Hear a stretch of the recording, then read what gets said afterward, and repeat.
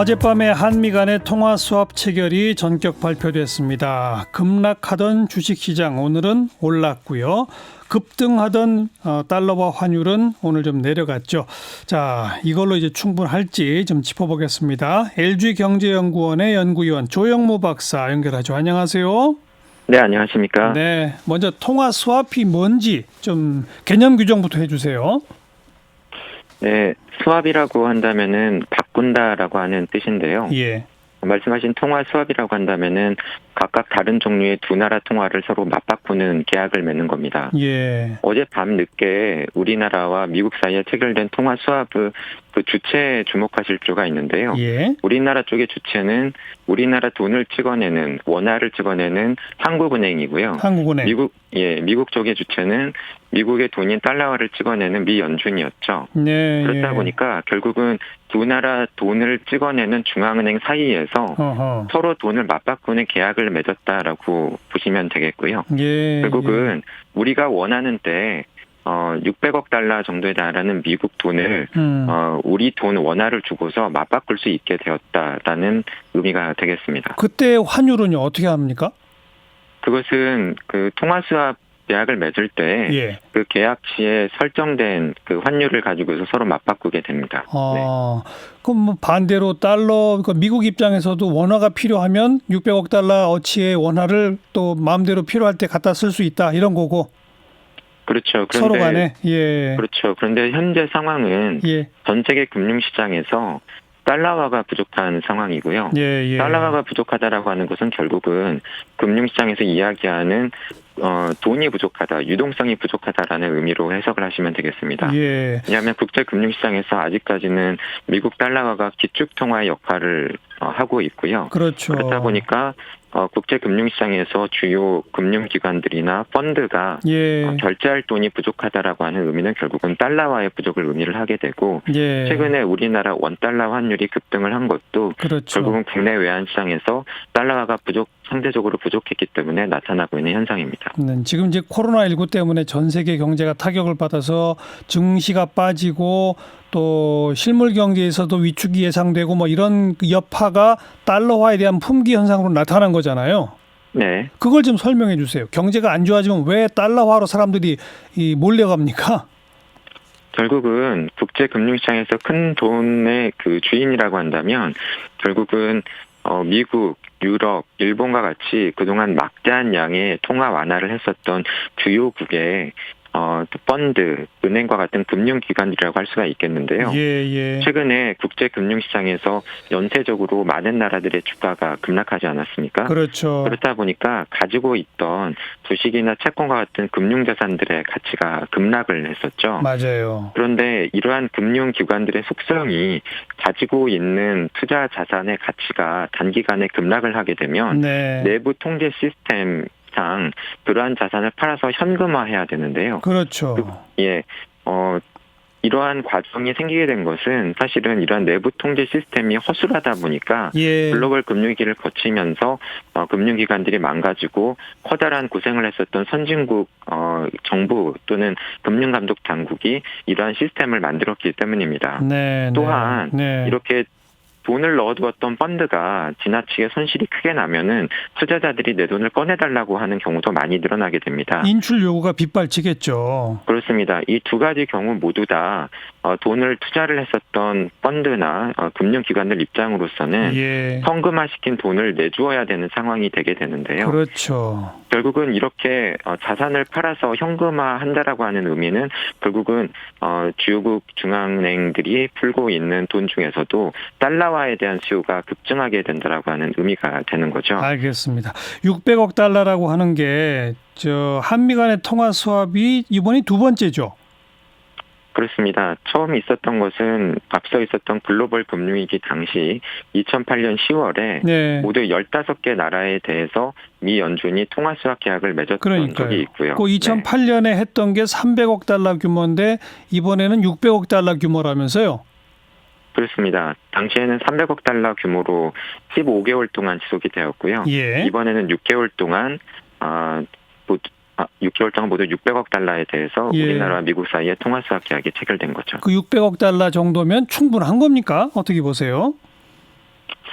글로벌 금리위기 때와 비교를 하면은 규모 자체는 2배로 늘어난 셈입니다. 예. 하지만 규모가 2배로 늘었다라고 해서 효과 역시 2배일까 하는 부분은 다소 좀 의심스러운데요. 네. 왜냐하면 이러한 통화수합 계약을 맺게 된 결과 한국은행으로서는 우리 돈 원화를 주고 아무 때나 미국 돈 600억 달러를 받아서 한마디로 바꿔서 국내 외환시장에 공급할 수 있게 되었기 때문에 그렇죠. 적어도 서울 외환시장 안에서는 달러 부족 현상이 상당 부분 완화될 가능성이 생긴 거죠. 네. 하지만 이러한 상황은 국내 외환시장 또는 이번에 원래 5개의 나라였던 국가가 모두 9개가 추가가 되면서 모두 14개의 나라에 대해서 통화수합 개혁이 체결되게 된 상황인데요. 예. 이러한 나라들을 제외를 한 다른 나라들에서는 국제금융시장에서 여전히 달러 부족 현상이 유지될 가능성이 있겠죠. 예. 또한 예.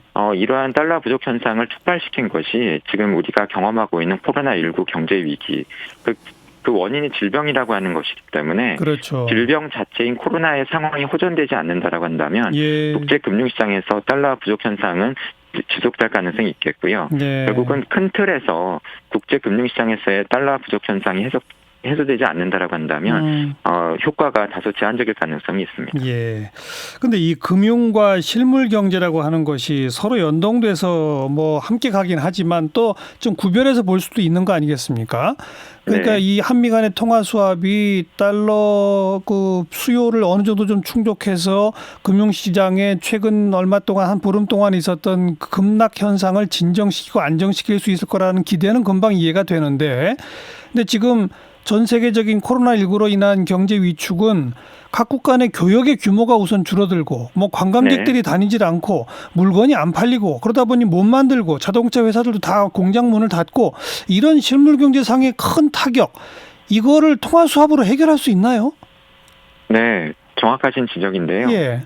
앞서 있었던 글로벌 금융위기 당시와 이번 저희가 겪고 있는 상황의 가장 큰 차이점이라고 하겠습니다. 그렇죠. 글로벌 금융위기는 출발은 미국 주택시장이었지만 미국 주택시장을 담보로 해서 거래됐던 많은 파생금융상품이나 채권의 가격이 급락하면서 발생했던 기본적인 속성이 금융위기였던 상황이죠. 예. 그렇다 보니까 이러한 통화 수합이라던가 또는 주요국 중앙은행들이 금리를 인하하고 돈을 풀는 것이 그 당시에는 상당히 효과를 거두는 측면이 있었죠. 그래요. 하지만 지금 상황은 말씀하신 것처럼 질병의 감염에 대한 공포 때문에 사람들이 외출, 외식, 여행 같은 것을 하지 않고 예. 이와 연관된 업종을 중심으로 한 기업들이 실적이 악화되거나 예. 또는 도산하는 기업들이 늘어나지 않을까 하는 공포가 핵심이거든요. 그렇죠. 한마디로 이러한 상황에서 과거처럼 돈만 푼다고 해서 이러한 상황을 해소할 수 있을 것인가. 예. 그것이 앞서 이러한 통화수합 이전에 미국이 정책 금리를 제로까지 낮추고 예.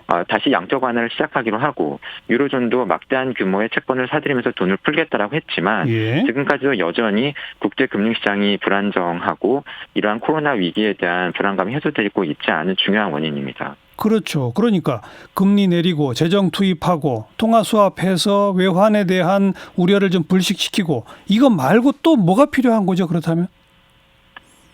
결국은 출발점이 질병이었기 때문에 가장 효과적인 이번 코로나19의 대책은 역시 질병의 방역일 수 있습니다. 그렇군요. 저희가 참고해야 되는 것이 최근에 글로벌 증시가 급락하는 가운데서도 상대적으로 중국 증시가 선전하는 모습을 보이고 있는데요. 예. 코로나19의 발병지로 알려졌지만 어떻게 보면 가장 먼저 질병 때문에 고생을 하고 이것을 겪어내면서 맞아요. 감염 지수가 빠르게 감소하기 시작한 국가죠. 맞아요. 그렇다 보니까는 최근에 경제 상황 측면에서도 그다지 나쁘지 않은 모습을 보이면서 지금 증시도 상대적으로 선전하는 모습을 보이고 있고요. 그런 면에서 보면은 지금 미국이나 유로존, 이탈리아 같은 나라들은 이러한 코로나19가 빠르게 확산이 되면서 도리어 불안감이 고조되고 있는 상황이죠. 맞아요. 결국은 코로나를 빠르게 잡는 국가가 주식시장이든 외환시장이든 빠르게 안정될 가능성을 보여주는 대목이라고 볼 수가 있겠고요. 이와 함께 앞서 말씀드린 돈풀기 정책인 통화 완화뿐만이 아니라 이제는 재정 정책이 중요한 시기입니다. 그렇죠. 결국은 정부가 가지고 있는 재정, 돈을 얼마나 효과적으로 집행해서 문제가 되는 부문의 피해를 최소화시키는 것인가가 앞으로 핵심이 될 것이라고 전망을 합니다. 지금 몇몇 지자체뿐 아니라 이제 중앙정부도 오늘 발표를 보니까 코로나19로 인해서 갑자기 실직을 하거나 뭐 해가지고 위기 상황에 몰린 그런 하위 계층들한테 재정 긴급 투입하겠다는 거 아니겠습니까? 이런 건 그러면 꼭 필요한 조치겠죠.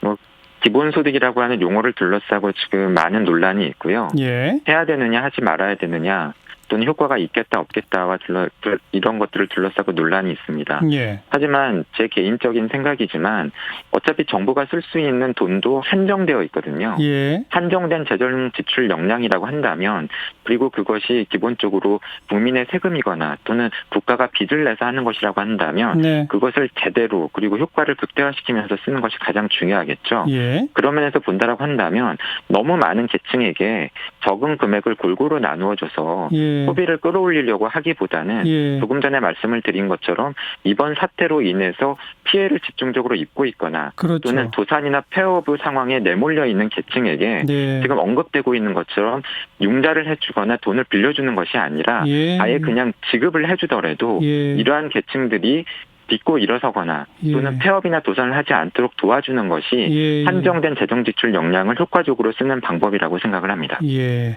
코로나19로 직접적 타격 본 곳에 직접적 현금 살포 필요하다. 이 말씀이로군요. 네. 그렇습니다. 네. 마지막으로 그냥 궁금해서 여쭤보는 게 보통 시장 불안할 때 금값이 뛰잖아요. 네. 이번엔 금값도 떨어진다는데 그건 왜 그렇습니까? 네, 과거 금융시장 불안과 상당히 다른 차이점인데요.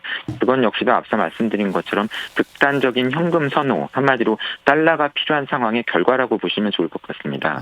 한마디로 예전에는 상대적으로 안전해 보여서 주식을 팔 때 금이라던가 미 국채 같은 자산을 사면서 그 가격들이 올라갔었는데요. 예. 현재는 금이나 미 국채까지도 내다 팔면서 현금을 확보하다 보니까 최근에는 금이나 국채 가격까지도 떨어지고 있는 상황이 나타나고 있습니다. 뭐니 해도 현금이다. 그중 달러다. 그게 너무 지나쳐서 그런 거로군요. 네. 그렇습니다. 고맙습니다. 여기까지 알겠습니다. 네, 감사합니다. LG경제연구원 조영무 연구위원이었어요.